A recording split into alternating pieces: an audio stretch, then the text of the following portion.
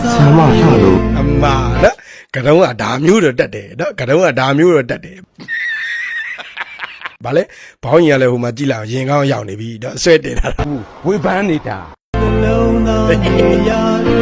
ဆရာမအရှိသွားနှစ်ချောင်းကြီးနေတယ်လေနော်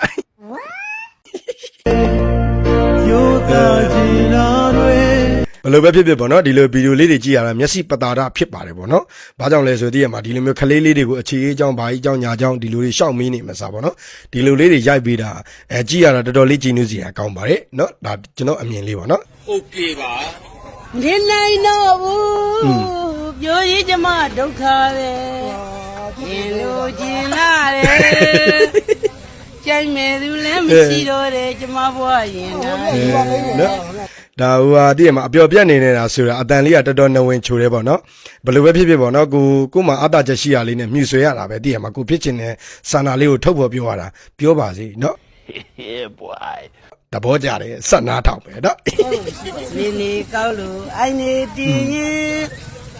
ကြိုက်မယ်သူမြန်မြန်လာကွယ်ရောင်းကုန်မိုးရင်ပုတ်ကုန်လိမ့်မယ် တဘုံလုံးမှာအဲ့နေရာအကြိုက်ဆုံးပဲဗာလဲရောင်းကုန်မို့ရင်ပုတ်ကုန်လိမ့်မယ်နော်ကြိုက်မဲ့သူမြန်မြန်လာနော်ကြိုက်မဲ့သူမြန်မြန်လာမလာရင်ရောင်းကုန်မို့ရင်ပုတ်ကုန်လိမ့်မယ်သိဖို့နော်တဘောကြတယ်